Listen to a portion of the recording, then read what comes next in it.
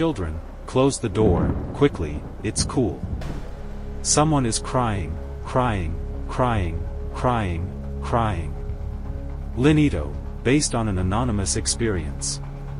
During these dates in which Mexicans prepare to celebrate the Day of the Dead, or as they say here where I live, All Saints' Day, it's common for things to be prepared with close relatives in mind, those with whom we have a direct blood tie, grandparents, parents, siblings, uncles, cousins, those we only see in the photographs placed on the altar.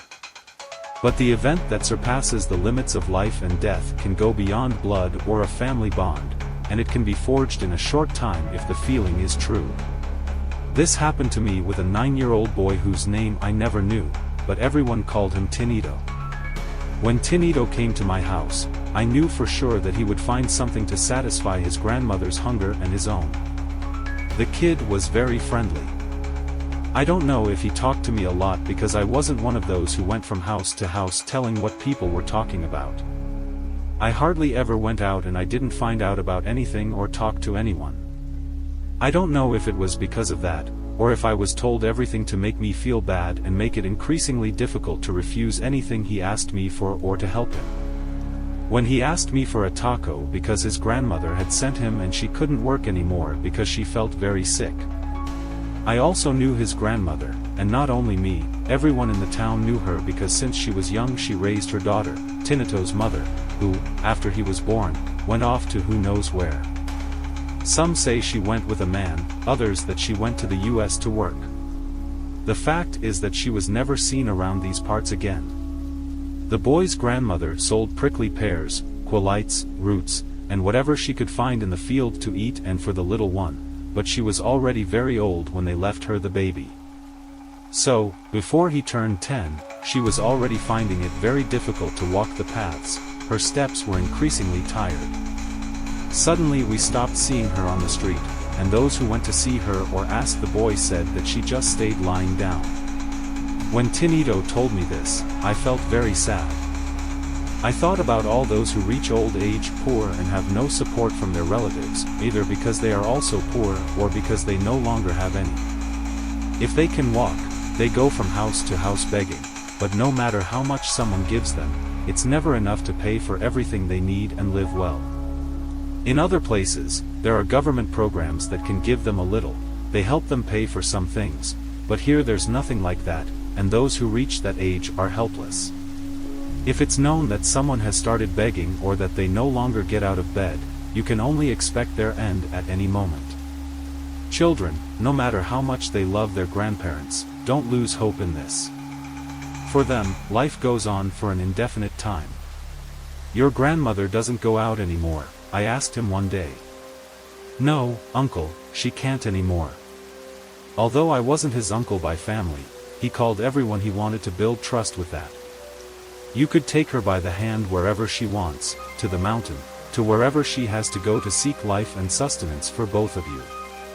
She can't go there anymore, now she feels very hungry, she can't even go out so that I can eat. Tinito was clever, both for good and bad, but more so for getting what he wanted. He had the charisma of a child that you end up liking, even if at first you feel that he's just looking for a way to get something from you. Well, I'm going to give you something for both of you to eat. Can I come back tomorrow, uncle? Come back, I'll wait for you here. I would like to describe the expression of joy I saw on his little face when he left with the food, but there are no words to do it. Your little face is etched in my memory. I thought that the next day, at the same time, I would see his little face for the same reason, and so it was. The next day and the days that followed, he kept appearing, each time more talkative. That's how it went for about a month. When he came and talked to me, I went along with it without having to sit down to listen to him. I did my chores while listening to him, depending on what he was saying. There came a time when he had nothing more to say and only asked for food. Food, Tinito. You're not even coughing. I thought you'd come back at the same time as yesterday, or are you going somewhere else later? It's that we haven't had breakfast. I couldn't look him in the face out of shame, with my stomach full. It's not so easy to imagine someone else's hunger. I prepared something for him to take away and I kept thinking he would come back later, at lunchtime, but it turned out to be just one of the 3 meals they supposedly had a day. Hours passed, the next day, and the next, and he didn't return to the house. I felt the need to know what had happened to Tinito and his grandmother, but because my chores ended very late, I couldn't do it. I felt very happy when, 2 weeks later, I saw him arrive at lunchtime, the same time he always came, just as I remembered him, smiling, mischievous, ragged, and nosy. He told me what he had been doing the previous days that I hadn't seen him. Before he started telling me about his adventures, I offered him something to eat, but I was surprised when he replied that he didn't want to, that since the last time we had seen each other he hadn't been hungry. How so? Is someone helping you now? Have you found a job? None of that, uncle. Has your grandmother regained her strength and returned to the field to look for qualites to sell? Neither. She hasn't returned to the field, but her pain has gone away, she doesn't suffer anymore, and she doesn't ask me for food either. And then why did you come back? To thank you. After the last time we saw each other, my grandmother and I went to church, we said goodbye, and he welcomed us happily. Since that time, we haven't been hungry anymore, and we don't worry either. Since we were friends now, I listened to him as I always did, answering him without having to sit down, just glancing at him from time to time while I did other things. I asked him if he would help me raise a pig and I'd give him something in return, but he told me he couldn't, that he had to leave right then. While I was putting some things away, I felt him wrap his arms around me and give me a hug, something he had never done before. Then, without taking the food I had saved for him for several days, waiting for him to come back, he left. After that time, he disappeared again for several days, until one day I took a day off to rest and went to his house with several things for him and his grandmother. When I arrived, everything was empty and silent. I imagined that perhaps they had left town, that perhaps his grandmother had died without my knowing, and someone else had taken Tinito away. This last idea saddened me even more. Since the doors of the house were open, I went inside and found the table with the dishes of food that I had given him the last time, half served on the table, as if they hadn't eaten again since then. When I inquired about what had happened, one of the neighbors told me that that same afternoon, Tinito had suffered an accident, he didn't survive, and a few days later his grandmother died. I didn't want to know the specific conditions of what happened, I just kept thinking about how he came back to see me and say goodbye. Now it made sense when he told me he wasn't hungry anymore, that his grandmother had stopped suffering, and that they didn't worry anymore. I didn't feel fear when I heard about it, nor when I saw him. After a year had passed since the date of Tinito's death, for the offering of All Saints' Day, I put food out for him and his grandmother so that in the afterlife they wouldn't lack what they lacked here. I leave him the last thing I gave him that time that he didn't get to eat, and I'm sure that on these dates he comes back, because I can feel the same as when he came to my house and talked to me at lunchtime. With Tinito's story, I learned that family is not only those with whom we have a blood tie. I like to think that those we love, in one way or another, always find a way to say goodbye to us. Have you heard of or experienced a loved one visiting you after passing away to say their last goodbye? If so, I'd like to read about it in the comments. My Demon, based on the experience of Alejandro. My name is Alejandro, and it was a friend of mine who recommended the channel. After listening to several of your stories, I took the courage to tell you something I've experienced since I was little. When I was 6 years old, I dreamed that my soul left my body and rose to the ceiling. After this, it would go through it and I would see my house. Then the neighborhood, and I would rise so high that I could see the whole city. I could fly as I wanted, but it was also clear to me that these dreams were controlled. I knew this because when I wanted to go further, let's say beyond the atmospheres of space, something would suddenly return me to bed. Most of the time, my stomach was so upset that I had to run to the bathroom to vomit. My mom worried about me, she would hear me in the bathroom and get out of bed to check on me. When I told her about my travels, she told me that it wasn't possible, that they were just dreams, but I knew it wasn't true. Over time, I stopped making these trips, but I have always had the sensitivity to feel myself in other planes. What I want to share happened 5 years ago. I was asleep when I suddenly felt the famous dead man's rise. I didn't understand why, and immediately the feeling of suffocation caused me great anguish. The only thing I could move was my eyes. Then I looked at the bedroom door, and it opened. In the darkness, I saw an even darker shadow appear, walking slowly towards me. It stood next to the bed and looked at me. This thing rested its knee on my chest and touched my forehead with a finger and said, "I can touch you." To this day, I have never experienced a fear as great as that. I'll be honest, I thought I was going to die. I have never been one to pray or believe in God, but at that moment I knew that presence was that of a demon. It was on top of me for 5 minutes and then left.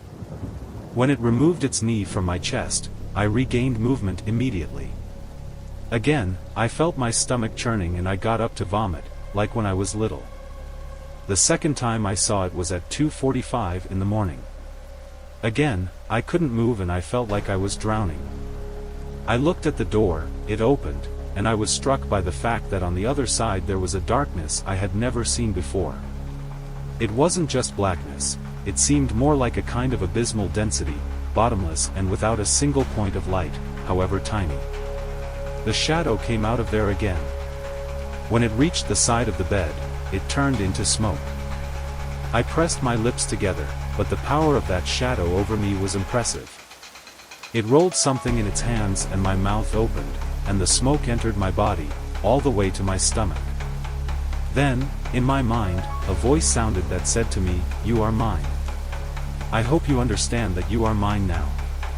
I took a deep breath and encouraged myself, saying, "I am bigger than this, I have control over myself." I noticed that some of the smoke was coming out of my body through my mouth, but the demon's force became more powerful and it re-entered me. I thought that this was my time to die and go to hell with my demon, as I called it. When I was already resigning myself and surrendering to the demon, I felt something touch my shoulder. Since I couldn't move, I tried with all my might to look to the side, and then I saw a beautiful light. It was pink and warm. The peace and tranquility it transmitted were stronger than the anguish the demon was causing me. I didn't exchange any thoughts with the light, but I assumed it was an angel. My angel and my demon came out of the same door. As soon as I felt contact with the angel, the demon violently left my body. The angel stayed there until I could regain movement in my body, and again I got up to vomit. This time I felt defended as I had never felt before in my life. I cried a lot that night until I fell asleep. The next day I put all the amulets I could find in an esoteric shop near downtown in my room to protect myself from that presence. Somehow, the fact that both manifested at the same time and came out of the door made me understand that I was not ready to cross it or to face the kind of teachings that are in that darkness. The angel protected me, but I know that this is a task I must learn for myself. I have dedicated these years to reading about these energies to understand them and know how to defend myself. My demon hasn't returned, but something tells me it will, or that now I will have more tools, and I will be ready. Diablera, based on the experience of Juana Garcia. I'm from a town in Sinaloa where the subject of witches is taken very, very seriously. From childhood, mothers put scapulars on us that protect us from witches, who are always after children to steal their fat or blood. Grandparents used to say that witches' tongues are delicate and sharp, like a very long and pointed needle that could pierce the feet of unprotected babies. In this way, they left them without a drop of blood and without anyone in the house noticing. There is a type of witch that can remove their feet and put on those of a bird. Either a crow or a turkey that she herself has raised, which become the animal to fly through the night skies and look for children, or also dissolute men drowned in alcohol, to take them and feed on their lust. But there is another type of witch that I didn't know about, and the day I ran into one, I experienced the true horror of being face to face with a paranormal phenomenon. When I was 7 years old, I lived with my Aunt Liliana in a house next to a vacant lot. My aunt raised goats and sheep for barbacoa and birria. We never lacked anything, and in general it was a good life. One time, during a birth, a newborn goat died. For me, seeing the mother's belly full of blood and the baby with its tongue out was something that shocked me. But above all, it left me very scared. From then on, I became very sensitive to environmental noises. For example, car engines and also the barking of dogs. I would hear them as if they were outside the house, but in reality, they were several blocks away. When cars passed by, I would hear the noise of the engine with earache. I could feel them moving away while feeling that something of me was going with them. Once, while listening to that engine noise, my aunt was talking to me. She spoke to me for more than 5 minutes and I couldn't hear her voice. I could only hear the car engine moving away. My aunt didn't waste any time and took me to a healer. The woman told her that my soul had been stolen. That a very big fright had taken it out of me, and the witches, who are always lurking like vultures, took it. But for the soul to fully belong to the witch, the child needs to give it up voluntarily. The only way to get it back was to take it from her when she came back for me. When I heard that, I got very scared and started to cry. My aunt was also scared, and on the way home she gave me very clear instructions. I shouldn't talk to anyone. That if I noticed anything strange, should shout her name. That if someone asked me to go with them, or a specific woman, that I shouldn't follow her for anything in the world. That same night, I really needed to go to the bathroom. But unfortunately for me, the bathroom was outside the house and I needed to cross part of the vacant lot. I couldn't hold it any longer, so I went out. I ran to the bathroom and was able to relieve myself without any discomfort. When I came out, my aunt was waiting for me at the door. I was very relieved to see her, but when I was halfway there, I realized that something wasn't right. It was my aunt, but somehow I knew it wasn't her. "Girl, come here. Why did you leave the house without telling me? Follow me, come with me, and give me your hand." I swear she spoke like my aunt, but I was sure it wasn't her because my aunt never called me girl. Also, she moved more slowly, as if her body was heavy. All the muscles in my body tensed and my heart was about to burst. I didn't move a single centimeter, even though that woman in front kept calling me. "Come here, girl, understand. You're in danger over there. Come into the house, or I'll come get you." At that moment, the woman made a horrible face, as if her face wasn't stuck to her skin and was about to peel off. She smiled with malice and a certain satisfaction. I ran back to the bathroom and closed the wooden door. From there, I started shouting my aunt's name with all my strength. Outside the bathroom, I could hear footsteps running around it. First, those of a person, but then it seemed to me that they were those of an animal running on all fours. I barely knew how to pray, but I clung to the scapular of the Virgin of Carmen that I carried with me. Then I heard a voice I did recognize. It was my aunt, and she was reciting something, and then she said my name. "Don't come out, Juana. Don't you come out." I squeezed my eyes shut and waited there, crying continuously. My aunt continued reciting the prayers until I heard something stirring on the other side of the vacant lot. My aunt knocked on the bathroom door and asked me to come out. "The witch has already left. Open the door." I still doubted that it was my aunt, but this time it was her. I hugged her tightly and told her everything. For the rest of the night, my aunt didn't stop hugging me. In the morning, we went back to the healer we knew. The woman swept me with various plants and holy water. She told my aunt that I was very lucky because the witch who had my soul wasn't just any witch, but rather a Diablera, who could change shape into other people to take children away. When I let myself go with her, she would have recovered my soul, but I had to be careful until I turned 12. My aunt told the woman that she had prayed the 12 truths of the world, and that was what scared the witch away. When my aunt went out to the vacant lot, she saw a brown dog that was circling around the bathroom as if possessed. At that moment, She knew it was the witch, but when she heard the prayers, it ran to the back of the vacant lot. The terror you feel when you see a person you know, but who isn't themselves, is inexplicable. It gave me so much horror that I even thought my heart was going to stop. I never saw the witch again, but since then I have all kinds of protections, from quartz to exorcised amulets. Be careful of the presence of witches because their cunning has no limits. Now I know that Diableras are those witches who have made a pact with the devil to be able to change their appearance, but at such a high price that not even their soul is enough to pay for it. They have to offer the souls of others for all the time they have left to live. I assure you that this experience is something I will never forget. Let's go with 20 schmucks, chicken will boast with grandfather. Let's go behind the spell boast, be white here.